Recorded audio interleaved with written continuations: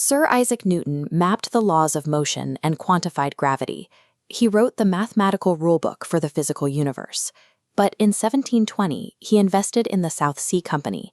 He got in early, doubled his money, and cashed out, but the stock kept climbing. Watching his peers get rich, the pressure broke his discipline. He bought back in at the absolute peak and lost almost his entire fortune. He later admitted he could calculate the motions of the heavenly bodies, but not the madness of the people. In physics, actions produce equal, predictable reactions. If you chart them, you get a perfect repeating sine wave.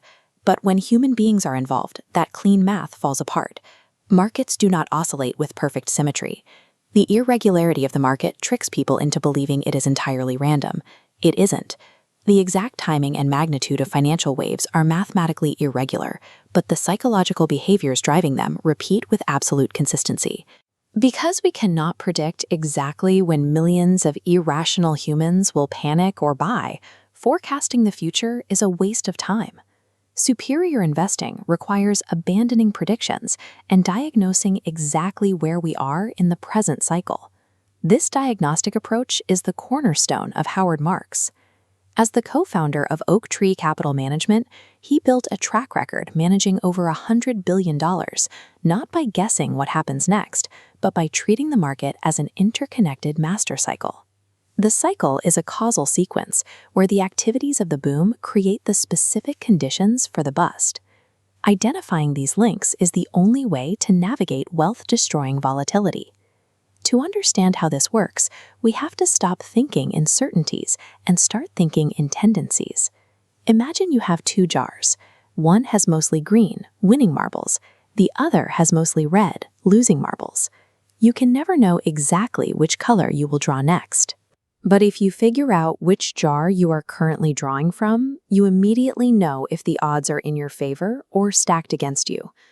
Markets are massive probability jars, and their contents shift through causal chain reactions. Stage A creates the exact physical conditions required to force Stage B. The foundation of this chain starts with the real economy. At its core, the economic output of a country is governed by a simple equation: the total number of hours worked multiplied by the productivity of each hour. Over decades, population growth and technological progress drive this equation steadily higher. This line is the secular trend, the slow, silent march of economic progress. This chart shows the actual economic cycle. It doesn't move in a perfectly straight line, but it oscillates tightly around that secular trend, usually staying within a narrow channel of +5 and -2% growth. If the bedrock of the economy is a gentle, highly stable wave, the wild volatility we see in stock prices and bankruptcies must be manufactured by something else on top of it. How does a mild 2% dip in the national economy regularly trigger a 40% collapse in corporate profits? Look at this volatile path of corporate earnings, mapped over the calm economic cycle. The swings are massive, distorted by two distinct forms of leverage. First is operating leverage. Companies have fixed costs, like rent and administrative salaries, that must be paid regardless of how many products they sell. A 20% drop in revenue doesn't mean a 20% drop in costs. It often wipes out the entire profit margin. Second is financial leverage. When a company borrows money to grow, those debt payments are non-negotiable. If operating profits drop, that fixed interest payment remains, converting a mild sales slump into an equity wipeout. This financial leverage relies entirely on the availability of borrowed money, making the credit cycle the primary accelerator of market booms and busts. Most corporations never actually pay off their massive debts. When a loan is due, they simply take out a new loan to pay off the old one. This is called rolling over debt. This creates a structural trap. Companies frequently use short-term 30-day loans to finance illiquid 30-year assets, like factories or office buildings. It works flawlessly until the banks stop lending. Economic prosperity makes lenders confident. They expand credit and lower their underwriting standards. Eventually, bad loans are made to weak companies, and when those companies inevitably default, lenders get spooked. As soon as defaults rise, banks slam the credit window shut. Without the ability to roll over their debt, even operationally solvent companies are suddenly starved of the capital they need to survive. Operating leverage and the credit cycle act as massive amplifiers, taking minor economic bumps and turning them into structural financial bombs. Credit distortions move from the balance sheet into the physical world, primarily through real estate development. We are often told that property values always rise, but researchers tracked the sale prices of real estate along Amsterdam's premium canals for over 300 years, from 1625 to 1973. The inflation-adjusted return was barely 0.2% per year. Real estate is exceptionally vulnerable to the cycle because of the time lag. You secure financing and break ground during a booming economy, but it takes years to actually build a skyscraper. If 10 rational developers see a shortage of 20 homes, they all secure credit and start building 20 homes. Years later, they collectively finish 200 homes, dumping a massive glut of inventory onto the market just as demand dries up. We saw the brutal consequences of this in 2008, when millions of homes were foreclosed on, and the entire banking system required a bailout just to absorb the bad debt. The fallout from these crashes creates a highly specific asset class, distressed debt. The strategy here follows a strict contrarian rule: buy a good company with a bad balance sheet. Marx compares this to a bonfire. The boom years stacked the logs of unwise credit. The recession didn't build the fire. It merely acted as the spark that set the existing vulnerabilities ablaze. When the company files for bankruptcy, the original equity owners are wiped out. The distressed debt investors step in, converting their debt into equity and taking ownership of hard assets for pennies on the dollar.